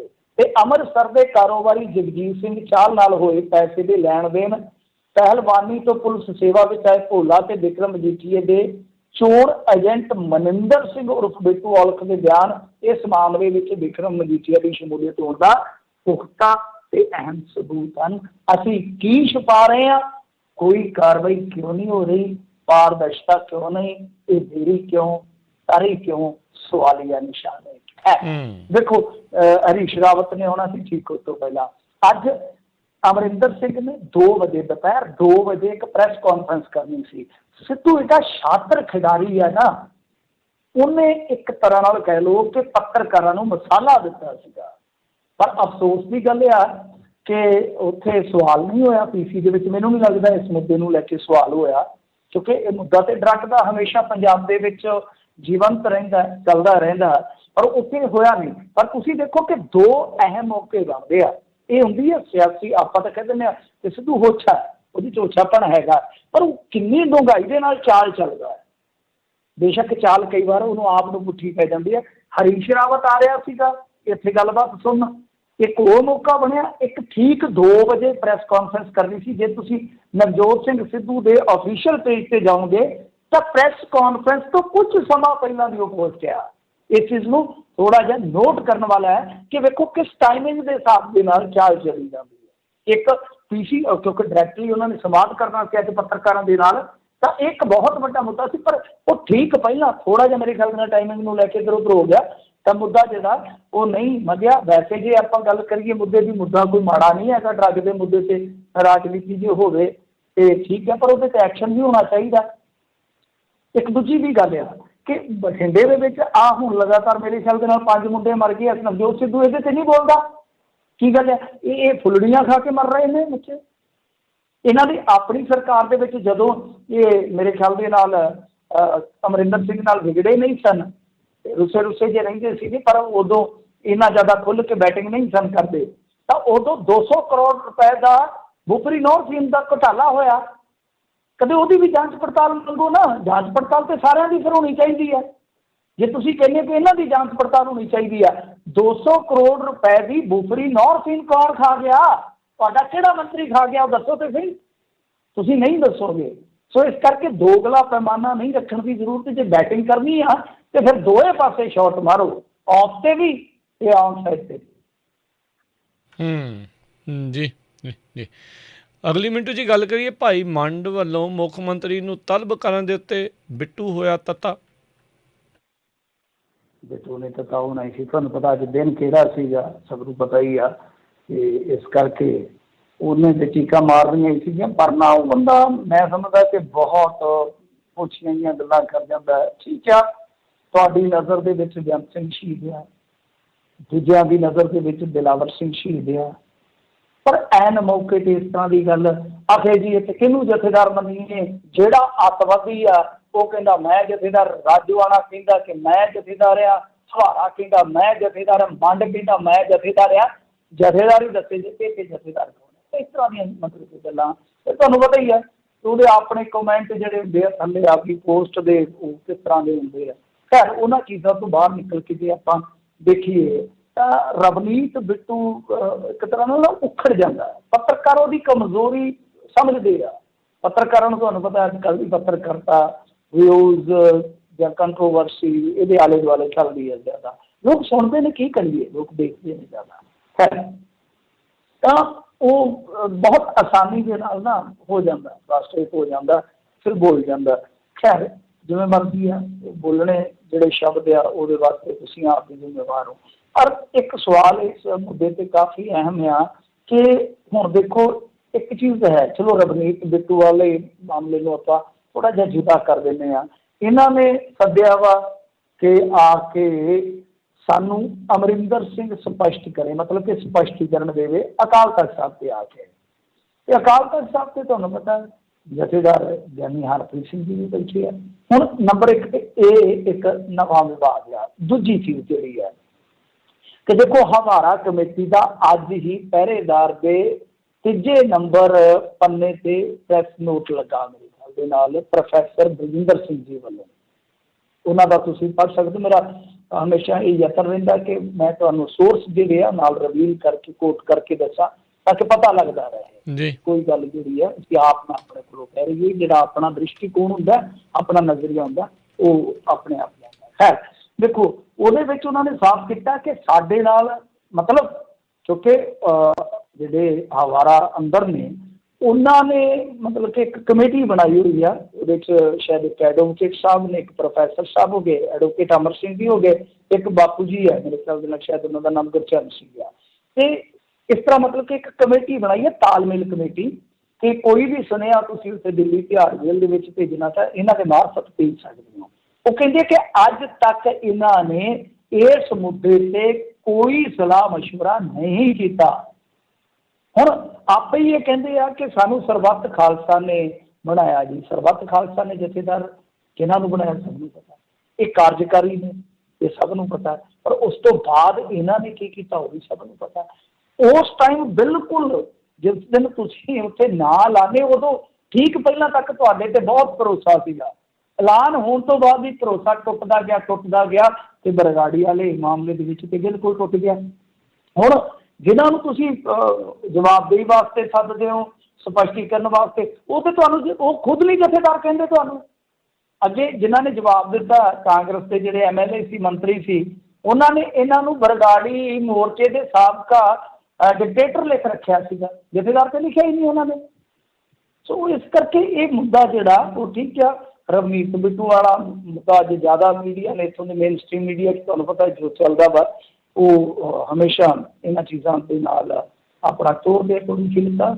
ਚਲੋ ਹਰੇਕ ਦਾ ਹੱਕ ਆ, ਹਰੇਕ ਦਾ ਅੰਦਾਜ਼ ਆ। ਪਰ ਇਸ ਪੱਖ ਤੋਂ ਇੱਕ ਕਾਫੀ ਵਖਰੇਵਾਂ ਸਾਹਮਣੇ ਆ ਰਿਹਾ ਕਿ ਇੱਕ ਤੇ ਆ ਕਿ ਕੀ ਉਹ ਜਦੋਂ ਵੀ ਹੁਣ ਬੋਲਦਾ ਉਹਨਾਂ ਦਾ ਤਰਜਮਾਨ ਮੈਂ ਦੇਖ ਰਿਹਾ ਸੀਗਾ, ਭਾਈ ਮੰਡ ਉਹਨਾਂ ਦਾ ਸਾਥੀ ਬੋਲ ਰਿਹਾ ਸੀਗਾ ਮੇਨ ਸਟ੍ਰੀਮ ਦੇ ਇੱਕ ਡਿਬੇਟ ਦੇ ਵਿੱਚ ਚੈਨਲ ਦੇ ਵਿੱਚ, ਤਾਂ ਉਹ ਕਹਿੰਦਾ ਸੀਗਾ ਕਿ ਦੇਖੋ ਸਮੁੱਚਾ ਪੰਥ ਵਾਰ-ਵਾਰ ਕਿ ਸਮੁੱਚਾ ਪੰਥ ਇਹਨਾਂ ਚੀਜ਼ਾਂ ਦੇ ਨਾਲ ਸਹਿਮਤ ਹੈ। ਕਿਉਂਕਿ ਇਹਨਾਂ ਨੇ ਤਾਂ ਫੋਨ 'ਤੇ ਕਹਿ ਦਿੱਤਾ ਸੀਗਾ ਸਾਡੀ ਗੱਲ ਹੋਈ ਆ, ਅਮਰਿੰਦਰ ਸਿੰਘ ਨੇ ਭਰੋਸਾ ਦਿੱਤਾ। ਤਾਂ ਹੁਣ ਆਪ ਹੀ ਕਹਿੰਦੇ ਕਿ ਤੁਸੀਂ ਸਾਰਾ ਕੁਛ ਸਪਸ਼ਟ ਕਰੋ। ਤਾਂ ਸਪਸ਼ਟਤਾ ਦੀ ਤਾਂ ਜ਼ਰੂਰਤ ਪਹਿਲਾਂ ਸੀ ਕਿ ਸਾਰਾ ਕੁਛ ਸਪਸ਼ਟ ਕਰਕੇ ਤੁਰਿਆ ਜਾਂਦਾ। ਜਿਵੇਂ ਹੁਣ ਕਿਸਾਨ ਅੜ ਕੇ ਬੈਠੇ ਆ ਤੇ ਜੇ ਬਰਗਾੜੀ ਦੇ ਵਿੱਚ ਇਹ ਬੈਠੇ ਰਹਿੰਦੇ, ਸਿੱਖ ਸੰਗਤ ਦੇ ਨਾਲ ਬੈਠੀ ਸੀ ਤੇ ਮੇਰੇ ਖਿਆਲ ਦੇ ਨਾਲ ਦਿੱਲੀ ਵਾਲੇ ਤੇ ਹਾਲੇ ਵੇਸਲੇ ਆ, ਉਹਨਾਂ ਨੂੰ ਤੇ ਹੌਲੀ ਹੌਲੀ ਅਸਰ ਹੋਊਗਾ। ਅਮਰਿੰਦਰ ਸਿੰਘ ਨੂੰ ਤੇ ਹੁਣ ਤੱਕ ਟੀਕਾ ਲੱਗ ਜਾਣਾ ਸੀਗਾ ਕਿਉਂਕਿ ਸਿੱਧੂ ਵਾਲਾ ਕੰਮ ਚੱਲ ਪਿਆ ਸੀ ਵਿੱਚ। ਮੇਰੇ ਖਿਆਲ ਦੇ ਨਾਲ ਇਹਨਾਂ ਚੀਜ਼ਾਂ ਦਾ ਜਿਹੜਾ ਕਹਿ ਲਈਏ ਕਿ ਵਿਵਾਦ ਥੰਮਣ ਦਾ ਨਾਂ ਨਹੀਂ ਲੈ ਰਿਹਾ। ਖੁਦ ਇਹਨਾਂ ਦੇ ਆਪਣੇ ਜਿਹੜੇ ਸਾਥੀ ਆ ਉਹ ਕੁਛ ਚਲੇ ਗਏ, ਕੁਛ ਕਹਿ ਰਹੇ ਆ ਕਿ ਸਾਡੇ ਨਾਲ ਕੋਈ ਸਲਾਹ ਮਸ਼ਵਰਾ ਨਹੀਂ ਕਰਦੇ। ਜੀ ਜੀ ਕਿਸਾਨ ਅੰਦੋਲਨ ਵਿੱਚ ਸਿਆਸੀ ਸ਼ਰਾਰਤੀਆਂ ਦੀ ਘੁਸਪੈਠ, ਸਾਂਝੇ ਕਿਸਾਨ ਮੋਰਚੇ ਦੇ ਲੀਡਰ ਦਾ ਖੁਲਾਸਾ। ਹਾਂਜੀ ਦੇਖੋ ਮਨਜੀਤ ਸਿੰਘ ਰਾਏ ਹੋਰਾਂ ਨੇ ਕਿਹਾ ਹੈ ਔਰ ਖ਼ਾਸ ਤੌਰ 'ਤੇ ਕਿਹਾ ਕਿ ਜਿੱਦਾਂ ਅਕਾਲੀਆਂ ਦੀ ਰੈਲੀ ਹੁੰਦੀ ਹੈ ਤਾਂ ਉੱਥੇ ਆਮ ਆਦਮੀ ਪਾਰਟੀ ਅਤੇ ਕਾਂਗਰਸ ਵਾਲੇ ਚਲੇ ਜਾਂਦੇ, ਜਿੱਥੇ ਕਾਂਗਰਸ ਦੀ ਹੁੰਦੀ ਹੈ ਉੱਥੇ ਦੂਜੀਆਂ ਪਾਰਟੀਆਂ ਵਾਲੇ ਆ ਜਾਂਦੇ ਆ। ਵੈਸੇ ਇਹ ਵੀ ਸਾਬਕਾ ਅਕਾਲੀ ਹੈ ਜੀ ਮਨਜੀਤ ਸਿੰਘ ਰਾਏ ਹੋਰੀ ਵੀ। ਅਕਾਲੀਆਂ ਦੇ ਨਾਲ ਤੁਹਾਨੂੰ ਪਤਾ ਅੱਜ ਕੱਲ੍ਹ ਥੋੜ੍ਹਾ ਇਹ ਹੋ ਰਿਹਾ ਕਿ ਉਹ ਜ਼ਿਆਦਾ ਪ੍ਰੋਗਰਾਮ ਕਰ ਰਹੇ ਦੂਜਿਆਂ ਦੇ ਮੁਕਾਬਲੇ, ਤੇ ਉਹਨਾਂ ਦਾ ਵਿਰੋਧ ਵੀ ਜ਼ਿਆਦਾ ਹੋ ਰਿਹਾ। ਤੇ ਇਸ ਕਰਕੇ ਤਾਂ ਨਹੀਂ ਮੈਂ ਕਹੂੰਗਾ ਕਿ ਮਨਜੀਤ ਸਿੰਘ ਰਾਏ ਆਪਣੀ ਰਾਏ ਰੱਖ ਰਹੇ ਨੇ। ਉਹਨਾਂ ਨੇ ਤਾਂ ਇੱਕ ਸਵਾਲ ਦਾ ਜਵਾਬ ਹੈ ਜਿਹੜਾ ਉਹ ਇਸ ਤਰੀਕੇ ਨਾਲ ਦਿੱਤਾ ਕਿ ਲੱਗਦਾ ਇਹ ਹੈ ਕਿ ਕੁਝ ਸ਼ਰਾਰਤੀ ਜਿਹੜੇ ਆ ਉਹ ਇਸ ਤਰ੍ਹਾਂ ਦੀਆਂ ਕਾਰਵਾਈਆਂ ਦੇ ਵਿੱਚ ਕਹਿ ਲਓ ਕਿ ਆਪਣੇ ਕੰਮ ਨੂੰ ਅੰਜਾਮ ਦੇ ਰਹੇ ਨੇ ਕਿ ਉਹ ਵੜ ਜਾਂਦੇ ਆ ਅਤੇ ਵਿਰੋਧ ਇੱਕ ਦੂਜੇ ਦਾ ਸਿਆਸੀ ਤੌਰ 'ਤੇ ਕਰ ਜਾਂਦੇ ਆ। ਜੇ ਇਸ ਤਰ੍ਹਾਂ ਹੈ ਤਾਂ ਫਿਰ ਮੇਰੇ ਖਿਆਲ ਦੇ ਨਾਲ ਹੋਰ ਭੁੱਖ ਪੜਤਾਲ ਕਰਨੀ ਚਾਹੀਦੀ ਆ। ਫਿਰ ਇੱਥੇ ਜਿਹੜੇ ਪੰਜਾਬ ਦੇ ਵਿੱਚ ਇਹਨਾਂ ਦੇ ਅਹੁਦੇਦਾਰ ਆ ਜਥੇਬੰਦੀਆਂ ਦੇ, ਹੁਣ ਤੱਕ ਆਰਡਰ ਇਹਨਾਂ ਦਾ ਪਿੰਡ ਪਿੰਡ ਪਹੁੰਚਿਆ ਪਿਆ, ਹਰੇਕ ਥਾਂ 'ਤੇ ਇਕਾਈਆਂ ਬਣੀਆਂ। ਤਾਂ ਫਿਰ ਜਿੱਥੇ ਵੀ ਕੋਈ ਇਸ ਤਰ੍ਹਾਂ ਦਾ ਰਾਜਸੀ ਪ੍ਰੋਗਰਾਮ ਆ ਉੱਥੇ ਜਿੰਨੀਆਂ ਵੀ ਜਥੇਬੰਦੀਆਂ ਲਾਗੇ ਬੰਨੀ ਉਹਨਾਂ ਦੇ ਮੋਹਤਬਰਾਂ ਦਾ ਇਹ ਫਰਜ਼ ਬਣਦਾ ਕਿ ਤੁਸੀਂ ਮੌਕੇ ਪਰ ਪਹੁੰਚੋ, ਸ਼ਨਾਖਤ ਕਰੋ ਕਿ ਕੌਣ ਨੇ ਉਹ ਬੰਦੇ। ਜੇ ਕੋਈ ਦੂਜਾ ਤੀਜਾ ਆ ਕੇ ਰਾਜਨੀਤੀ ਕਰਦਾ ਤਾਂ ਕਿਉਂ? ਹਾਂ ਠੀਕ ਹੈ, ਜੇ ਤੁਹਾਡਾ ਕੋਈ ਮੈਂਬਰ ਨਹੀਂ ਹੈਗਾ ਜਥੇਬੰਦੀ ਦਾ, ਕੋਈ ਵੀ ਸੰਘਰਸ਼ਸ਼ੀਲ ਨਹੀਂ ਹੈ, ਤਾਂ ਤੁਸੀਂ ਉਹਨੂੰ ਕਹੋ ਕਿ ਭਾਈ ਝੰਡਾ ਤੇ ਬੈਨਰ ਨਾ ਵਰਤ, ਝੰਡਾ ਤੇ ਬੈਨਰ ਨਾ ਵਰਤ। ਪਰ ਜੇ ਤੂੰ ਪ੍ਰੋਟੈਸਟ ਕਰਨਾ, ਜੇ ਕਿਸਾਨ ਦਾ ਮੰਨ ਲਓ ਇੱਕ ਹੱਕ ਆ ਤੇ ਇੱਕ ਵੋਟਰ ਦਾ ਵੀ ਹੱਕ ਹੈ ਪ੍ਰੋਟੈਸਟ, ਉਹ ਕਰ ਸਕਦਾ ਹੈ ਜੇ ਕਿਸੇ ਦੇ ਨਾਲ ਖਫਾ। ਤੇ ਜੇ ਉਹਨੇ ਸਵਾਲ ਜਵਾਬ ਕਰਨਾ ਉਹਦੀ ਵੀ ਖੁੱਲ੍ਹ ਹੋਣੀ ਚਾਹੀਦੀ ਹੈ। ਲੈ ਮਿੱਤਰ, ਜੇ ਤੇ ਅਗਲਾ ਰਾਜੀ ਆ ਇਹ ਜਵਾਬ ਦੇਣ ਵਾਸਤੇ ਤਾਂ ਸਵਾਲ ਜਵਾਬ ਦਾ ਵੀ ਸਿਲਸਿਲਾ ਨਹੀਂ ਰੁਕਣਾ ਚਾਹੀਦਾ। ਵੈਸੇ ਇਹਨਾਂ ਦੀ ਗੱਲ ਨਾਲ ਤੇ ਮੈਂ ਪਹਿਲਾਂ ਹੀ ਕਈ ਮੌਕਿਆਂ 'ਤੇ ਗੱਲ ਕਹਿ ਚੁੱਕਾ, ਰਲਦੀ ਮਿਲਦੀ ਇਹਨਾਂ ਦੀ ਗੱਲ ਦੇ ਨਾਲ ਹੀ ਕਿ ਭਾਈ ਇਹ ਕੌਨਫਲਿਕਟ ਜਿਹੜਾ ਉਹ ਵਧੇਗਾ। ਤੇ ਤੁਹਾਡੇ ਸਾਹਮਣੇ ਹੀ ਆ ਮਾਛੀਵਾੜਾ ਸਾਹਿਬ ਦੇ ਵਿੱਚ ਕੱਲ੍ਹ ਉੱਥੇ ਟਕਰਾ ਹੀ ਗਏ ਆ ਕਿਸਾਨ ਤੇ ਅਕਾਲੀ ਵਰਕਰ। ਵੈਸੇ ਹੁਣ ਅਕਾਲੀ ਵਰਕਰ ਵੀ ਕਿਸਾਨ ਆ, ਕਿਸਾਨ ਹੀ ਕਿਸਾਨ ਨਾਲ ਟਕਰਾ ਗਿਆ, 4 ਗੱਡੀਆਂ ਟੁੱਟੀਆਂ ਨੇ ਉੱਥੇ ਕੱਲ੍ਹ। ਹਾਲੇ ਮੈਂ ਵਾਰ-ਵਾਰ ਇਹਨਾਂ ਨੂੰ, ਮੈਂ ਤਾਂ 6 ਮਹੀਨੇ ਪਹਿਲਾਂ ਦਾ ਕਹੀ ਜਾਂਦਾ ਸੀ ਕਿਸਾਨ ਯੂਨੀਅਨਾਂ ਦੇ ਆਗੂਆਂ ਨੂੰ ਕਿ ਭਾਈ ਇਸ ਮਾਮਲੇ 'ਚ ਸੁਹਿਰਦਤਾ ਦੇ ਨਾਲ, ਗੰਭੀਰਤਾ ਦੇ ਨਾਲ ਤੁਹਾਨੂੰ ਫੈਸਲਾ ਲੈਣਾ ਪਵੇਗਾ ਔਰ ਜੋ ਪ੍ਰੋਟੈਸਟ ਆ ਉਹਦਾ ਵੀ ਇੱਕ ਐਕਸ਼ਨ ਪ੍ਰੋਗਰਾਮ ਤੁਹਾਨੂੰ ਲਿਖਣਾ ਪਏਗਾ ਜਿਹਨੇ ਸਵਾਲ ਜਵਾਬ ਕਰਨੇ, ਕਿਉਂਕਿ ਵੋਟਰ ਨੂੰ ਵੀ ਤੁਸੀਂ ਨਹੀਂ ਰੋਕ ਸਕਦੇ। ਤੁਸੀਂ ਕਿਸੇ ਨੂੰ ਨਹੀਂ ਕਹਿ ਸਕਦੇ ਕਿ ਤੁਸੀਂ ਭਾਈ ਜਾ ਕੇ ਸਵਾਲ ਨਾ ਕਰੇ, ਕਿਉਂਕਿ ਡੈਮੋਕ੍ਰੇਸੀ ਦਾ ਫਿਰ ਤੇ ਵਿਗਾੜ ਹੀ ਪੈ ਜਾਏਗਾ ਨਾ। ਸਵਾਲ ਜਵਾਬ ਕਰਨੇ ਆ ਤਾਂ ਤੁਸੀਂ ਇਹ ਕਹਿ ਸਕਦੇ ਹੋ ਭਾਈ ਕਿਸੇ ਜਥੇਬੰਦੀ ਦਾ ਬੈਨਰ ਨਹੀਂ ਤੁਸੀਂ ਇਸਤੇਮਾਲ ਕਰੋ। ਜੀ ਜੀ। ਅਸ਼ਵਨੀ ਸ਼ਰਮਾ ਨੇ ਕੇਂਦਰੀ ਮੰਤਰੀ ਨੂੰ ਲਿਖੀ ਚਿੱਠੀ, ਪੰਜਾਬ ਵਿੱਚ ਕਣਕ ਝੋਨੇ ਦੀ ਜਿਹੜੀ ਖਰੀਦ ਮਾਮਲੇ 'ਚ ਕੀਤੀ ਹੈ ਇਹ ਮੰਗ। ਧੰਨਵਾਦ ਧੰਨਵਾਦ, ਸ਼ੁਕਰ ਆ ਸ਼ੁਕਰ ਆ ਸ਼ੁਕਰ ਆ। ਅੱਜ ਤੇ ਨਾ ਕਿਤੇ ਵੇਲੇ ਨਾਲ ਇਹ ਖਬਰ ਆਈ ਹੁੰਦੀ, ਮਿੱਠੇ ਚੌਲਾਂ ਦੀ ਡੇਗ ਜਿਹੜੀ ਉਹ ਬਣਾਉਣੀ ਚਾਹੀਦੀ ਸੀ। ਸ਼ੁਕਰ ਆ ਅਸ਼ਵਨੀ ਸ਼ਰਮਾ ਹੋਰਾਂ ਨੂੰ, ਭਾਰਤੀ ਜਨਤਾ ਪਾਰਟੀ ਵਾਲਿਆਂ ਨੂੰ ਵੀ ਚੇਤਾ ਆਇਆ ਕਿ ਅਸੀਂ ਪੰਜਾਬ 'ਚ ਰਹਿੰਦੇ ਹਾਂ, ਅਸੀਂ ਪੰਜਾਬ ਦੀ ਖਾਂਦੇ ਹਾਂ। ਸ਼ੁਕਰ ਆ ਪ੍ਰਭੂ ਦਾ, ਸ਼ੁਕਰ ਆ। ਖੈਰ ਇਹਨਾਂ ਨੇ ਚਿੱਠੀ ਲਿਖੀ ਆ, ਚਿੱਠੀ ਇਸ ਬਾਬਤ ਹੀ ਲਿਖੀ ਆ ਕਿ ਤੁਹਾਨੂੰ ਯਾਦ ਹੋ ਨਾ FCI ਨੇ ਇੱਕ ਕੱਢ ਦਿੱਤਾ ਸੀ ਨੋਟੀਫਿਕੇਸ਼ਨ, ਉਹਦੇ ਵਿੱਚ ਉਹਨਾਂ ਨੇ ਇੱਕ ਕਹਿ ਲਓ ਕਿ ਸਿਫਾਰਿਸ਼ ਕੀਤੀ ਸੀ ਕਿ ਜਿਵੇਂ ਹੁਣ ਸੈਂਟਰਲ ਪੂਲ ਵਾਸਤੇ ਆਪਾਂ ਖਰੀਦ ਕਰਦੇ ਹਾਂ, ਸਭ ਨੂੰ ਪਤਾ ਹੀ ਆ ਖਰੀਦ ਦੀ ਕਿਸ ਤਰ੍ਹਾਂ ਦੀ ਪ੍ਰਕਿਰਿਆ ਹੁੰਦੀ। ਉਹਦੇ ਵਿੱਚ ਜੋ ਚਾਵਲ ਹੈ, ਝੋਨੇ ਤੋਂ ਚੌਲ ਬਣਦਾ ਜੀ, ਆਪਾਂ ਕਹਿ ਦਿੰਦੇ ਦਾਲ ਚਾਵਲ। ਸੋ ਉਹ ਜਿਹੜਾ ਝੋਨਾ ਚੌਲ ਬਣਦਾ ਉਹਦੀ ਇੱਕ ਪ੍ਰਕਿਰਿਆ ਜਿਹੜੀ ਕਿ ਸ਼ੈਲਰਾਂ ਦੇ ਵਿੱਚ ਪੂਰੀ ਹੁੰਦੀ ਆ। ਤੇ ਇਹਨਾਂ ਨੇ ਸ਼ਰਤਾਂ ਟਾਈਟ ਕਰ ਦਿੱਤੀਆਂ ਸੀ, ਜਾਂ ਕਹਿ ਲਓ ਕਿ ਸ਼ੈਲਰ ਮਾਲਕਾਂ ਦੀ ਧਿਗਰੀ ਟਾਈਟ ਕਰ ਦਿੱਤੀ ਸੀ। 2% ਖਰਾਬਾ, 2% ਰੰਗੀਨ, 20% ਟੋਟਾ ਤੇ 14% ਆਮ ਤੌਰ 'ਤੇ ਆਪਣੇ 17 ਸ਼ਾਇਦ ਨਵੀਂ ਅੱਗੇ ਚੱਲਦੀ ਸੀ, ਨਵੀਂ ਵੀ ਘਟਾ ਦਿੱਤੀ। ਇਹਨਾਂ ਨੇ ਕਿਹਾ ਕਿ ਬਿਲਕੁਲ ਗਲਤ ਆ, ਤੇ ਜੇ ਇਹਨਾਂ ਨੇ ਗਲਤ ਨੂੰ ਗਲਤ ਕਿਹਾ ਤੇ ਫਿਰ ਇਹਨਾਂ ਨੂੰ ਅਸੀਂ ਸਹੀ ਕਵਾਂਗੇ ਕਿ ਠੀਕ ਹੈ ਯਾਰ ਤੁਸੀਂ ਬਹੁਤ ਵਧੀਆ ਗੱਲ ਚੁੱਕੀ ਆ। ਕਿਉਂ? ਕਿਉਂਕਿ ਇਹਦੇ 'ਚ ਦੇਖੋ ਸ਼ੈਲਰ ਮਾਲਕ ਜਿਹੜੇ ਆ ਉਹ ਹਿੰਦੂ ਭਾਈਚਾਰੇ ਤੋਂ ਵੀ ਹੈਗੇ ਆ। ਸ਼ੈਲਰ ਮਾਲਕ ਇਕੱਲੇ ਜੱਟਾਂ ਦੇ ਜਾਂ ਸਿੱਖਾਂ ਦੇ ਨਹੀਂ ਹੈ ਸ਼ੈਲਰ ਹੈਗੇ, ਜਾਂ ਕਿਸੇ ਹੋਰ ਕਮਿਊਨਿਟੀ ਦੇ ਸ਼ੈਲਰ ਨਹੀਂ ਹੈਗੇ। ਹਿੰਦੂ ਭਾਈਚਾਰੇ ਦੇ ਵੀ ਜਿਹੜੇ ਸਾਡੇ ਭੈਣ ਭਰਾ ਉਹਨਾਂ ਦੇ ਵੀ ਕਾਰੋਬਾਰ ਇਸ ਤਰ੍ਹਾਂ ਦੇ ਹੈਗੇ ਆ। ਪਿਛਲੀ ਵਾਰ ਉਹਨਾਂ ਨੂੰ ਜਿੰਨਾ ਖੱਜਲ ਕੀਤਾ ਕੇਂਦਰ ਸਰਕਾਰ ਨੇ ਫੋਰਟੀਫਾਈਡ ਚੌਲ ਦੇ ਨਾਮ ਤੇ ਜਿਸ ਤਰ੍ਹਾਂ ਦੇ ਢਾਬੇ ਮਾਰੇ ਆ, ਜਿਸ ਤਰ੍ਹਾਂ ਦੇ ਡਰਾਵੇ ਦਿੱਤੇ ਆ, ਉਹ ਇਹਨਾਂ ਨੂੰ ਇਸ ਕਾਰੋਬਾਰ ਚੋਂ ਕੱਢਣਾ ਚਾਹੁੰਦੇ ਆ ਤਾਂ ਕਿ ਜਿਹੜੇ ਸਾਈਲੋ ਲਾਉਣ ਵਾਲੇ ਆ ਉਹ ਹੌਲੀ ਹੌਲੀ ਸ਼ਾਈਲਰ ਵੀ ਚਲਾਉਣਾ ਸਿੱਖ ਲੈਣ, ਆ ਕੇ ਆਪਦਾ ਹੱਥ ਰਮਾ ਕਰ ਲੈਣ। ਜਿਵੇਂ ਸੇਬਾਂ ਤੇ ਉਹਨਾਂ ਨੇ ਕਰ ਦਿੱਤਾ, ਤੁਹਾਨੂੰ ਪਤਾ ਹਿਮਾਚਲ ਦੇ ਸੇਬਾਂ ਤੇ, ਔਰ ਹਿਮਾਚਲ ਵਾਲੇ ਵੀ ਕਹਿੰਦੇ ਸੀ ਦੇਖੋ ਜੀ ਇਹ ਪੰਜਾਬੀ ਤੋਂ ਨਾ ਬਿਲਕੁਲ ਵਿਹਲੇ ਤੁਰੇ ਫਿਰਤੇ ਹੈ, ਇਹਨਾਂ ਨੂੰ ਤਾਂ ਕੰਮ ਕਾਰ ਹੀ ਨਹੀਂ ਗਾ। ਆਹ ਹੁਣ ਉਹ ਉੱਥੇ ਆਪ ਦੀ ਇੱਕ ਜਥੇਬੰਦੀ ਬਣਾਈ ਆ, 17 ਜਥੇਬੰਦੀਆਂ ਦੇ ਇੱਕ ਸਾਂਝੇ ਮੰਚ ਨੇ ਉੱਥੇ, ਕਿਉਂਕਿ ਅਡਾਨੀ ਨੇ ਰੇਟ ਤੋੜ ਦਿੱਤੇ, ਤਗੜੇ ਕਾਰੋਬਾਰੀਆਂ ਨੇ ਰੇਟ ਤੋੜ ਦਿੱਤੇ। ਜਿਹੜਾ 12 ਸਾਲਾਂ ਬਾਅਦ ਸੇਬ ਦਾ ਰੇਟ ਉਹਨਾਂ ਨੂੰ ਮਿਲਣਾ ਚਾਹੀਦਾ ਸੀ ਉਹਦੇ ਨਾਲ ਘੱਟ ਕਰ ਦਿੱਤਾ, 16 ਰੁਪਏ ਐਵਰੇਜ। ਤੇ ਹੁਣ ਰੋਂਦੇ ਪਏ। ਇਹ ਤਾਂ ਭਾਈ ਵਾਰੀ ਸਾਰਿਆਂ ਦੀ ਆਉਣੀ ਹੈ, ਨੰਬਰ ਸਾਰਿਆਂ ਦਾ ਹੀ ਲੱਗਣਾ ਹੈ ਹੌਲੀ ਹੌਲੀ। ਤੇ ਇਹ ਜਿਹੜੇ ਕਿਸਾਨ ਸੀ ਵੇਲੇ ਨਾਲ ਇਸ ਚੀਜ਼ ਨੂੰ ਸਮਝ ਗਏ, ਭਾਪ ਗਏ। ਖੈਰ ਇਹਨਾਂ ਨੇ ਚਲੋ ਵਧੀਆ ਗੱਲ ਕੀਤੀ ਹੈ, ਪਹਿਲ ਕਦਮੀ ਇਹਨਾਂ ਦੀ ਠੀਕ ਆ, ਪਰ ਇਹਨਾਂ ਦੀ ਜੇ ਸੋਚ ਵੇਖੋਗੇ, ਸੋਚ ਦੇ ਵਿੱਚ ਇਹੀਓ ਆ ਕਿ ਸਾਰਾ ਕੰਮ ਕਾਜ ਹੈ ਜਿਹੜਾ, ਦੇਖੋ ਕਾਰਪੋਰੇਟ ਦਾ ਬਹੁਤ ਸਿੱਧਾ ਫੰਡਾ ਹੈ। ਉਹਨਾਂ ਨੇ ਦਾਲ ਦੇ ਮਾਮਲੇ ਦੇ ਵਿੱਚ ਕੀ ਲਿਆਂਦਾ ਕਿ ਫਾਰਮ ਟੂ ਫਰੋਕ, ਪਲੇਟ ਨੂੰ ਫਰੋਕ ਹੀ ਕਹਿੰਦੇ ਹਨ ਨਾ, ਕਿ ਫਾਰਮ ਦੇ ਵਿੱਚੋਂ ਚੱਕੋ ਤੇ ਫਰੋਕ ਦੇ ਵਿੱਚ ਰੱਖੋ। ਰਾਹ ਦੇ ਵਿੱਚ ਕੋਈ ਮਿਡਲਮੈਨ ਨਹੀਂ, ਕੋਈ ਲੈਣਾ ਨਹੀਂ ਜੀ। ਇਹਨਾਂ ਨੇ ਕਾਂਟਰੈਕਟ ਕਰੋ, ਖੇਤਾਂ ਦੇ ਵਿੱਚ ਜਾਓ, ਉੱਥੋਂ ਹੀ ਚੀਜ਼ ਚੱਕੋ, ਦਾਲ ਉਗਾਓ ਤੇ ਪਲੇਟ ਦੇ ਵਿੱਚ ਰੱਖੋ। ਸਾਰਾ ਹੀ ਮਾਰਜਨ, ਸਾਰਾ ਹੀ ਮੁਨਾਫਾ ਆਪਣੇ ਕੋਲ। ਇਹ ਉਹਨਾਂ ਦੇ ਬਿਜ਼ਨਸ ਦਾ ਢੰਗ ਆ। ਤਾਂ ਫਿਰ ਅਨਾਜ ਦੇ ਵਿੱਚ ਕਿਉਂ ਇੰਨਾ ਕੁਛ ਛੱਡਣਗੇ? ਖਰੀਦਣਗੇ ਵੀ ਆਪ, ਬਿਜਾਉਣਗੇ ਵੀ ਆਪ, ਤੇ ਮਿਲਿੰਗ ਵੀ ਆਪ ਕਰ ਲੈਣਗੇ। ਕੀ ਉਹਨਾਂ ਨੂੰ ਕਿਤੇ ਇਹ ਬਿਜ਼ਨਸ ਨਹੀਂ ਕਰਨਾ ਹੁੰਦਾ? ਸੋ ਇਸ ਕਰਕੇ ਇਹ ਸਾਰਾ ਕੁਛ ਕੀਤਾ ਜਾ ਰਿਹਾ। ਅਸ਼ਵਨੀ ਸ਼ਰਮਾ ਜੀ ਨੇ ਅੱਧੀ ਗੱਲ ਤੇ ਮੰਨ ਲਈ ਆ ਕਿ ਕੇਂਦਰ ਸਰਕਾਰ ਵੀ ਗਲਤ ਹੋ ਸਕਦੀ ਹੈ, ਕਿਉਂਕਿ ਇਹ ਕਦੇ ਮੰਨਦੇ ਹੀ ਨਹੀਂ ਕਿ ਸਾਡੀ ਸਰਕਾਰ ਗਲਤ ਹੋ ਹੀ ਨਹੀਂ ਸਕਦੀ, ਮੋਦੀ ਤੇ ਗਲਤ ਹੋ ਹੀ ਨਹੀਂ ਸਕਦਾ। ਸੋ ਆਹ ਜਿਹੜਾ ਪ੍ਰੈਸ ਵਾਲਾ ਬਿਆਨ ਆ, ਅਸ਼ਵਨੀ ਸ਼ਰਮਾ ਨੂੰ ਦੋ ਘਰਾਂ 'ਚ ਮੇਲ ਕਰਨਾ ਚਾਹੀਦਾ, ਇੱਕ ਸੁਰਜੀਤ ਕੁਮਾਰ ਸੈਣੀ, ਇੱਕ ਹਰਜੀਤ ਗਰੇਵਾਲ ਨੂੰ, ਕਿ ਸਰਕਾਰ ਵੀ ਗਲਤ ਹੋ ਸਕਦੀ ਹੈ ਤੇ ਗਲਤੀ ਨੂੰ ਹਮੇਸ਼ਾ ਨਿਮਰਤਾ ਦੇ ਨਾਲ ਠੀਕ ਕੀਤਾ ਜਾਂਦਾ, ਉਹਨੂੰ ਮਹਿਸੂਸ ਕਰਕੇ, ਉਹਨੂੰ ਅਹਿਸਾਸ ਕਰਕੇ ਠੀਕ ਕੀਤਾ ਜਾ ਸਕਦਾ ਹੈ। ਜੀ ਜੀ। ਤੇ ਮਿੰਟੂ ਜੀ, ਕੱਲ੍ਹ ਦੀ ਉਹ ਵੀ ਬੜੀ ਚਰਚਾ ਚੱਲਦੀ ਆ, ਹਰਿਆਣੇ ਵਾਲੇ ਨੇ ਕੈਪਟਨ ਨੂੰ ਬੜੇ ਸਵਾਲ ਪੁੱਛੇ ਆ ਜਿਹੜੇ ਆ ਫਸਲਾਂ ਨੂੰ ਲੈ ਕੇ, ਕੁਛ ਇਹਨਾਂ ਨੇ ਉਸ ਦੇ ਉੱਤੇ ਜਵਾਬ ਜਿਹਾ ਦਿੱਤਾ ਕਿ ਨਹੀਂ? ਨਹੀਂ ਆਇਆ, ਨਹੀਂ ਕੋਈ ਜਵਾਬ ਨਹੀਂ ਆਇਆ। ਉਹ ਵੈਸੇ ਬੜੀ ਸੱਚੇ ਨੇ, ਉਹਨਾਂ ਦੀਆਂ ਪਾਲਿਸੀਆਂ ਨੇ, ਅਸੀਂ ਉਹਨਾਂ ਦੀ ਵਕਾਲਤ ਕਰਦੇ ਹਾਂ ਇਸ ਮੁੱਦੇ 'ਤੇ। ਝੋਨੇ ਦੇ ਥੱਲੇ ਕੋਈ ਰਕਬਾ ਕੱਢਿਓ, 1000 ਰੁਪਈਆ ਇਨਸੈਂਟਿਵ ਦਿੰਦੇ ਨੇ ਉਹਦੇ 'ਚ। ਅਸੀਂ ਕੀ ਦਿੰਦੇ ਹਾਂ?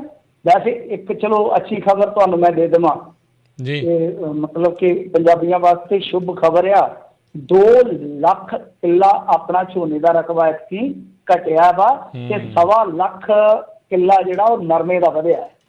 ਇਹ ਗੁੱਡ ਨਿਊਜ਼ ਆ ਸਾਡੇ ਵਾਸਤੇ। ਪਰ ਉਹ ਕਿਸਾਨਾਂ ਨੇ ਆਪਣੇ ਪੱਧਰ ਤੇ ਕੀਤਾ, ਉਹਨਾਂ ਦੀਆਂ ਆਪਣੀਆਂ ਸਮੱਸਿਆਵਾਂ ਨੇ, ਕਿਉਂਕਿ ਨਰਮੇ ਦਾ ਰੇਟ ਉਹਨਾਂ ਨੇ ਬੰਨ੍ਹ ਦਿੱਤਾ।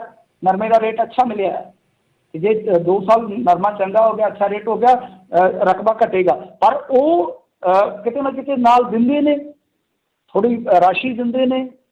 ਤੇ ਇਸ ਤੋਂ ਇਲਾਵਾ 80% ਉਹ ਫੁਹਾਰੇ ਵਾਲੀ ਜਿਹੜੀ ਖੇਤੀ ਹੁੰਦੀ ਨਾ, ਸਿੰਜਾਈ, ਤੁਹਾਡੇ ਵੀ ਸ਼ਾਇਦ ਇੱਧਰ ਹੁੰਦੀ ਹੋਣੀ ਇੱਕ ਕਈ ਦੇ ਵਿੱਚ ਵੀ ਫੁਹਾਰਾ ਖੇਤੀ ਜਿਹਨੂੰ ਕਹਿੰਦੇ ਆ। ਫੁਹਾਰੇ ਦੇ ਨਾਲ ਫਸਲ ਜਿਹੜੀ ਹੁੰਦੀ ਆ, ਪਾਣੀ ਉੱਤੇ ਖਾਲਿਆਂ ਖੁਲਿਆਂ ਚਲਾਉਣ ਦੀ ਜ਼ਰੂਰਤ ਨਹੀਂ ਹੈ ਜਿੱਥੇ ਪਾਣੀ ਘੱਟ ਹੁੰਦਾ। ਫੁਹਾਰਾ ਖੇਤੀ ਵਾਸਤੇ 80% ਸਬਸਿਡੀ ਨੇ।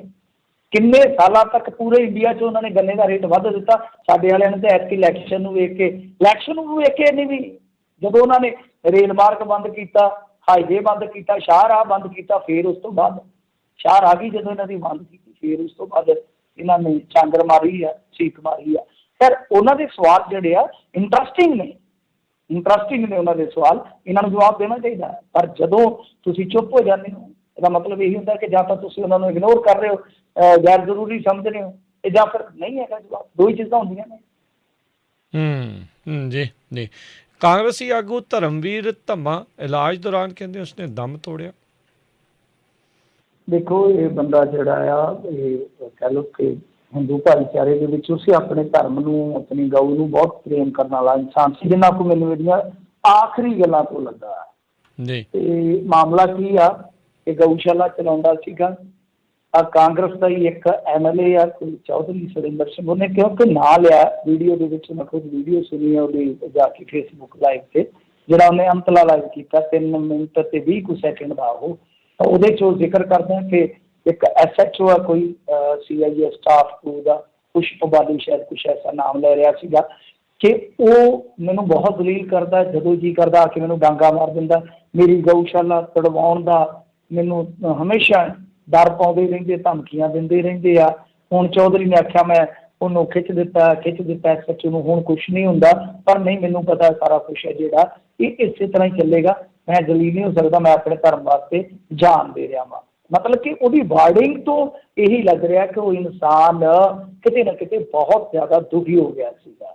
ਹੁਣ ਕੀ ਹੋਇਆ ਅੰਦਰ ਖਾਤੇ ਉਹਦੇ ਨਾਲ, ਇਹ ਤੇ ਉਹਦੇ ਘਰ ਦੇ ਦੱਸ ਸਕਦੇ ਆ, ਕੋਈ ਨੇੜਲੇ ਮਿੱਤਰ ਪਿਆਰੇ ਦੱਸ ਸਕਦੇ ਆ, ਜਾਂ ਇਨਵੈਸਟੀਗੇਸ਼ਨ 'ਚ ਹੀ ਪਤਾ ਲੱਗੇਗਾ। ਪਰ ਜਿਸ ਤਰੀਕੇ ਨਾਲ ਉਹਨੇ ਲਾਈਵ ਹੋ ਕੇ ਸਾਰੀ ਵਿਥਿਆ ਦੱਸੀ ਆ, ਉਹਦੇ 'ਚ ਹੁਣ ਐਕਸ਼ਨ ਹੋਣਾ ਚਾਹੀਦਾ ਹੈ, ਕਿਉਂਕਿ ਕੋਈ ਨਾ ਕੋਈ ਤਾਂ ਗੱਲ ਹੋਈ ਹੈ। ਔਰ ਵੈਸੇ ਦੇਖੋ, ਮੈਂ ਤੇ ਜਿੰਨੇ ਕੁ ਹੋ ਸਕਦਾ ਮੈਂ ਗਲਤ ਹੋਵਾਂ, ਜਿੰਨੇ ਕੁ ਮੈਂ ਪੇਜ ਫਰੋਲੇ ਆ, ਵੈਬ ਪੋਰਟਲ ਵਗੈਰਾ ਚੱਲਦੇ ਆ, ਕਿਤੇ ਵੀ ਮੈਨੂੰ ਕਿਸੇ ਹਿੰਦੂ ਜਥੇਬੰਦੀ ਦਾ ਕੋਈ ਇਹਦੇ ਤੇ ਬਿਆਨ ਹੁਣ ਤੱਕ ਨਹੀਂ ਵੇਖਣ ਨੂੰ ਮਿਲਿਆ। ਜੇ ਮੈਂ ਖੁੰਝ ਗਿਆ ਵਾਂ ਤਾਂ ਉਹਦੇ ਵਾਸਤੇ ਕਿਮਾਂ ਦਾ ਜਾ ਚੁੱਕਿਆ। ਤੇ ਜਿਹੜੇ ਲੋਕ ਮਤਲਬ ਕਿ ਬਿਨਾਂ ਗੱਲ ਤੋਂ ਆ ਕੇ ਵੀਡੀਓ ਪਾਉਂਦੇ ਨੇ, ਬਿਨਾਂ ਗੱਲ ਤੋਂ ਆ ਕੇ ਫਿਰਕੂ ਫਸਾਦਾਂ ਨੂੰ ਪੈਦਾ ਕਰ ਦਿੰਦੇ ਨੇ। ਵੈਸੇ ਅਸੀਂ ਤੇ ਸਾਰੇ ਧਰਮਾਂ ਦਾ ਜੀ ਸਤਿਕਾਰ ਕਰਨ ਵਾਲੇ ਹਾਂ, ਪਰ ਕੁਛ ਬੰਦੇ ਜਿਹੜੇ ਉੱਧਰੋਂ ਵੀ ਉੱਧਰੋਂ ਮਤਲਬ ਕਿ ਸਿੰਘ ਫਸਾਈ ਰੱਖਦੇ ਆ। ਹਿੰਦੂ ਭਾਈਚਾਰੇ ਦੇ ਵਿੱਚੋਂ ਜਿਹੜੇ ਕੁਛ ਕੁ ਬੰਦੇ, ਕੋਈ ਨਹੀਂ ਕੁਛ ਕਰਿਆ ਇਸ ਵਕਤ।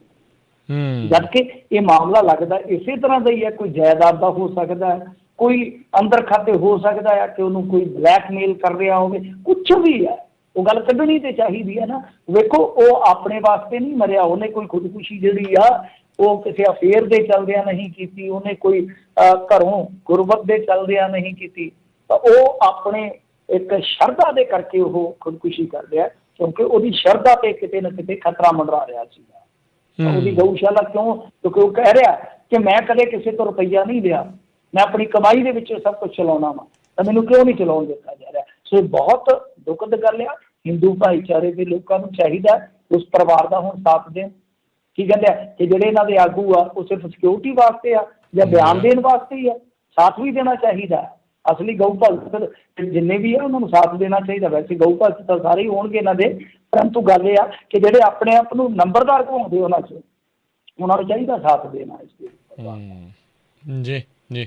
ਤੇ ਮਿੰਟੂ ਜੀ, ਬਹੁਤ ਬਹੁਤ ਧੰਨਵਾਦ, ਬੜੀ ਮਿਹਰਬਾਨੀ। ਸਮਾਂ ਸਮਾਪਤ ਹੈ ਤੇ ਮਿਲਦੇ ਹਾਂ ਅਗਲੀ ਵਾਰ। ਧੰਨਵਾਦ, ਸਤਿ ਸ਼੍ਰੀ ਅਕਾਲ ਜੀ। ਸਤਿ ਸ਼੍ਰੀ ਅਕਾਲ ਜੀ। ਤੇ ਸੋ ਇੱਥੇ ਹੀ ਸਾਡੇ ਅੱਜ ਦੇ ਪ੍ਰੋਗਰਾਮ ਦੀ ਸਮਾਪਤੀ। ਅਗਲੀ ਵਾਰ ਤੱਕ ਲਈ ਇਜਾਜ਼ਤ ਦਿਓ। ਮੇਰੇ ਵੱਲੋਂ ਵੀ ਤੁਹਾਨੂੰ ਸਭ ਨੂੰ ਪਿਆਰ ਭਰੀ ਸਤਿ ਸ਼੍ਰੀ ਅਕਾਲ। ਸੁਣਦੇ ਰਹੋ ਪੰਜਾਬੀ ਰੇਡੀਓ USA।